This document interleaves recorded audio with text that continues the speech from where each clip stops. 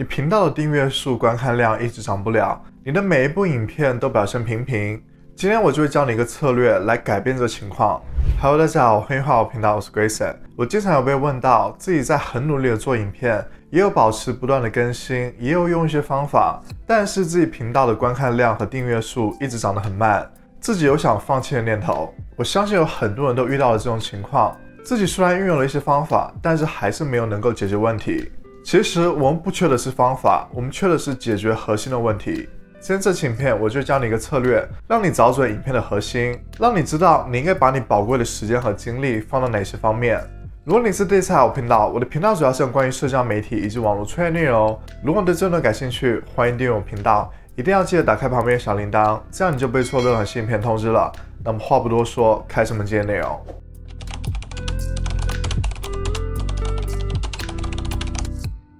首先你要找到对的话题，大家千万不要以为你已经知道了这个要点，影片的话题就是影片的核心，但这却是很多人在一开始就忽略的一点。很多人认为只要我不停的输出影片，我的频道总有一天会做起来的。但现实是，如果你没有做出对的影片话题，呈现给对的观众，你这么做只是在浪费你的时间。那些成长快的频道都是已经了解到他们的观众喜爱什么，他们想要看什么，然后针对他们观众的口味做出影片。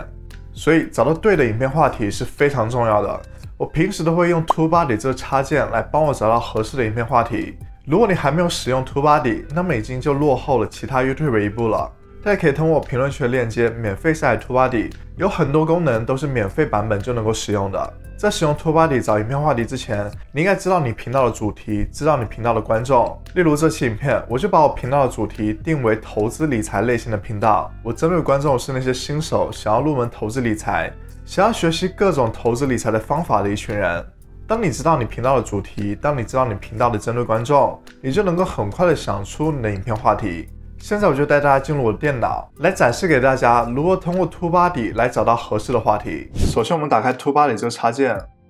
找到关键词搜索工具。很多人在使用 TubeBuddy 这个工具时，都会以为要输入影片实际的标题，其实这个工具主要是来帮助我们找到合适的影片话题的。例如在投资理财的话题里面，股票是一个很热门的话题，所以我就先搜索股票，这里就会显示关于股票这个关键词的数据。我们可以看到这里有个总体评分，但是这个总体评分被分为两类，一个是 Unweighted， 一个是 Weighted。Unweighted 就是针对所有的频道类型它的总体评分，而 Weighted 就是专门根据你的频道的情况进行了评分。因为我使用的是付费版本，所以我能够看到我的 Weighted 分数。由于很多人使用的是免费的版本，所以我就展示给大家 Unweighted 的分数。我们看到这里的总体评分为18分，这个分数是很低的。我们再看一下底下的分析，这里告诉我们股票这个关键词的搜索量是非常的高的，这证明有非常多人在搜索股票这个关键词。第二个就是竞争度，这里告诉我们有非常多人他们的影片里面包含了股票这个关键词，很多人围绕股票做出了影片内容。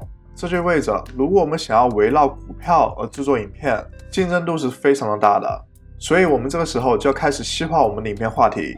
现在我就更加细化了股票这个话题，我现在话题是股票投资 ETF。我们可以看到我的总体评分立马就高了。我们再来看一下这个分数的分析，这个关键词的搜索量是还可以的，虽然没有到绿色，但是我包含了股票这个关键词，因为股票这个关键词的搜索量是非常高的，所以只要我把股票放入我的标题、描述栏和标签，观众在搜索任何关于股票的话题时，都有机会搜索到我的这部影片。我们再来看一下竞争度，这个话题是没有很多人在做的，所以我就很适合做股票投资 ETF 这样的话题，我也会更有机会让观众搜索到我的影片。现在我们就要进入第二步，查看 YouTube 的搜索结果。这么做的目的就是查看你的竞争对手，去看看他们的表现，他们影片标题是怎么写的，他们的缩图是怎么制作的，他们影片的长度是多少。现在我就再次带大家进入我的电脑，呈现给大家如何利用 YouTube 搜索结果来调查你的竞争对手。现在我就通过 YouTube 搜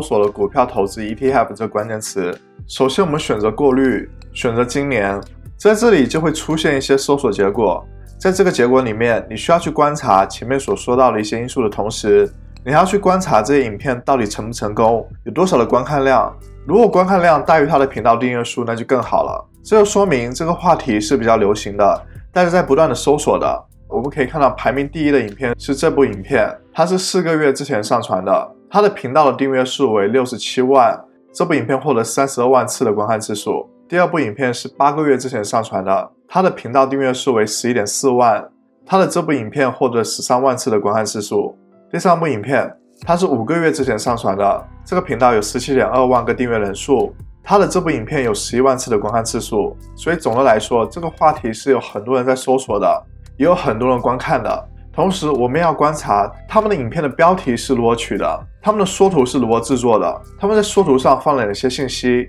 有哪些值得我们借鉴的地方，有哪些他们做的不好的地方，他们缩图上放哪些元素，他们用的是哪些表情，哪些知识，这些我们都可以参考。例如这部影片是讲投资 ETF 的10大缺点，所以它的缩图的主要信息就是10大必知的 ETF 缺点，让观众立马就知道它的影片主题。第2部影片它就在缩图上写了新手必买的 ETF， 这就会让很多人感兴趣，到底新手应该买哪些 ETF。 第3个就教你投资 ETF 的全攻略，并且也说了20分钟教学。所以对于很多人来说，如果能够在20分钟里面学习投资 ETF， 这是一个非常有效率的事情，所以也会吸引很多观众想要观看。同时我们要看一下这些影片的长度，例如它是9分钟，它是10分钟，它是20分钟，它是10分钟，这个是15分钟，这个是13分钟。因为 YouTube 是非常看重影片的观看时间的，如果观众观看越长的时间，你的影片排名就会越高。所以根据这些，你就能够知道你大概要制作什么样长度的影片。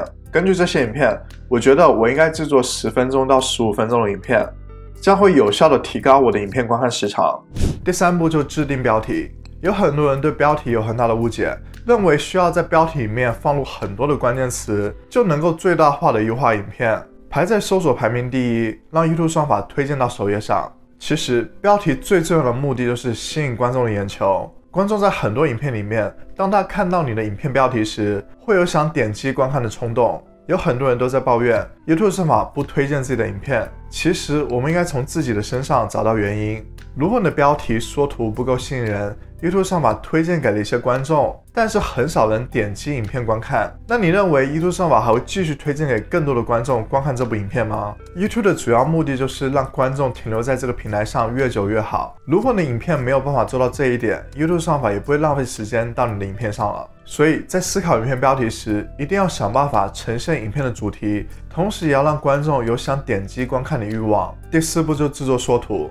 当你定好你的标题时，你就开始制作你的缩图。你可以结合之前分析其他竞争影片时得到一些信息，你应该使用什么样的表情，你应该使用什么样的姿势，你应该加入一些什么样的元素，在缩图上应该加入什么信息。缩图上的主要信息非常的关键，你不能放太多的信息，但是这些信息要足以能够吸引观众的注意力，激发起他们好奇心，让他们有想点击观看的欲望。如果你想知道在制作缩图时应该遵循哪些原则，可以去参考一下我的这部影片。这部影片会告诉你在制作缩图时应该避免哪些错误。希望今天这期影片分享的策略能够对你的频道经营有所帮助，但是也别忘了去下载 TubeBuddy 这个工具，我会把免费的下载链接放到底下的评论区。如果大家觉得今天这期影片对你有帮助，欢迎为我点个赞。如果大家还想了解更多关于 YouTube 内容，欢迎订阅我频道，同时关注我的 IG， 那会分享更多不一样的内容。那我们下次再见，拜拜。